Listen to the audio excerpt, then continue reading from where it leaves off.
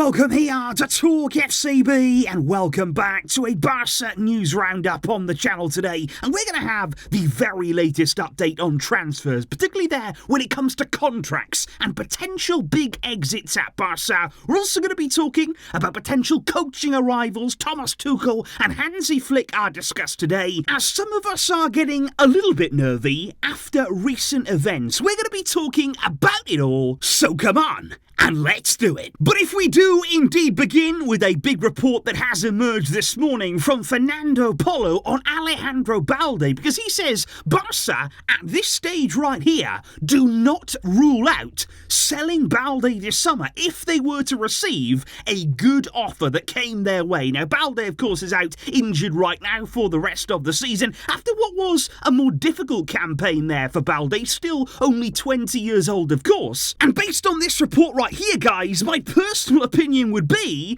I could believe it. I really do. I actually don't doubt that Barça would be open, would listen to offers coming their way, because we've heard even in the past there, Balde's agent is Jorge Mendes, and even when he was renewing Balde at the club, apparently Mendes told Barça this is one of the players that could generate real income, real money coming your way for the club. And I don't think this means here that, we're definitely going to sell Balde, he's definitely going to be on his way out or anything like that, but I think it simply means here that the club this summer, they're not actually ruling out the sale of many Barca players. There are not many players at this club right now who are untouchable, and a lot could happen, and a lot I think will happen this summer. Which does bring us nicely on then to the topic of Frenkie de Jong, which is still raging on in the media. So many reports, so many different opinions here surrounding Frenkie and his future at Barca, and we have learned more about his contract over the past few days, because apparently there it's being said now, widely reported, that if Frenkie were to stay at Barca on his current Bartomeu contract,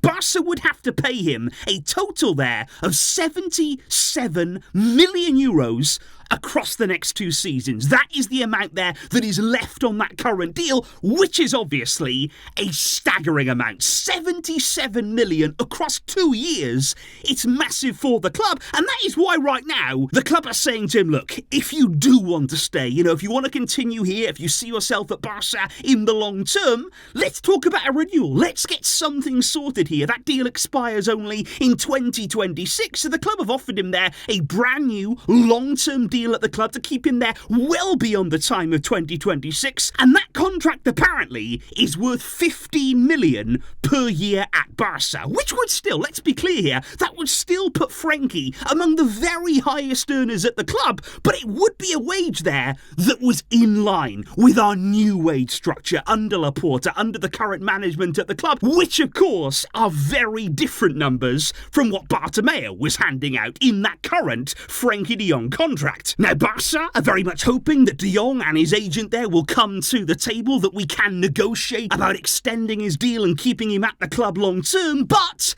if Frenkie does not want to sign a renewal, if he doesn't enter talks for that this summer, the club will actively look to sell him. And it's not only because here, guys, of the enormous wages that we'd still have on the books for 2 more years, but it's also because, and I've said this already, you do not let one of your most valuable assets enter the final year of their deal. And that's what would happen. If we went through this summer, did nothing, got to 2025, suddenly then, de Jong's got 1 year left. You do not do that there. Because just imagine, and I said this yesterday on Twitter, if we were to pay Frenkie 77 million over the next 2 years, and then he left the club for free in 2026. That's not that far away. That's why the club can't do nothing. They have to try and act here. They have to try and be proactive when it comes to one of our key assets. And let's wait and see what happens with Frenkie this summer. Because, guys, this is the interesting thing right now. It's not just about Frenkie de Jong here. Barca are not just targeting him and singling him out there as one of the players this summer, because there's lots of players right now who talks are going on with. You look at somebody here like Ronald Araujo, for instance. He is in exactly the same position as Frenkie in terms of his contract there. His current deal expires in 2026, which is also why the club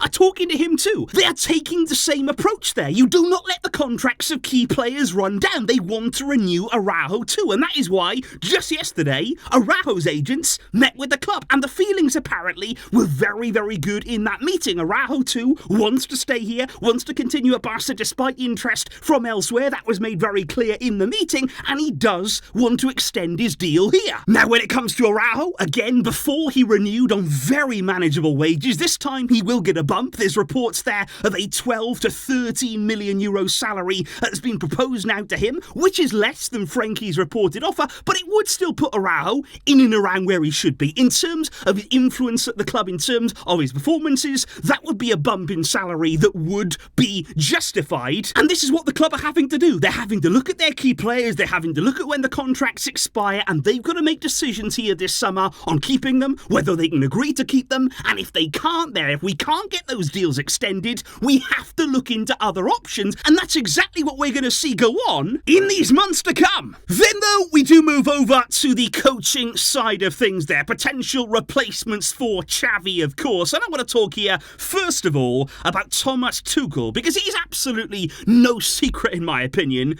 that he has a real interest here in the Barca job. Even despite being the coach of Bayern Munich, I don't think he's ever really hid the fact that he would like to take it, that he would be interested in the role, and it was widely reported, even before Bayern's Champions League game in midweek, that Tuchel had actually offered himself, that he really had put his name in the hat for the Barca job. But of course right now, given that Bayern already lost 3-0 at the weekend to Leverkusen, they are 5 points back in the Bundesliga title race, and then they followed that up with defeat in midweek against Lazio in the Champions League. Suddenly now the question is, well, how much longer is Tuchel actually going to last at Bayern with his job right now under serious pressure and scrutiny? And that actually could be a real concern to Barca. That could actually have a knock-on effect now when we also talk about Hansi Flick, because this is where the nerves are coming from. This is the big question right now. If Bayern are indeed to sack Tuchel at some stage in the current season, will they then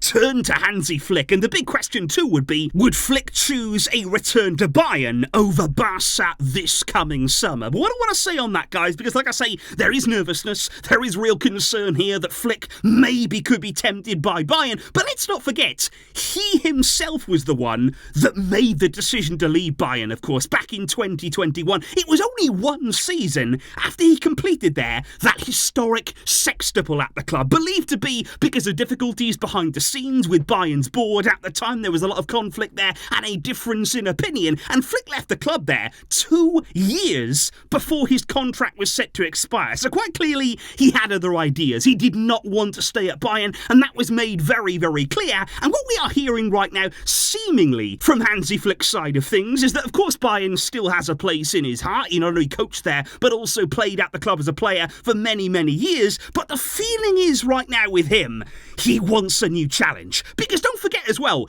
he's done everything at Bayern as a coach. He has won everything there is to win, and you could almost compare it there to the reason why Pep has never really wanted a return to Barca, because what is there to gain? What more can you do there? If anything, you'd only have huge expectations to live up to because of your previous stint.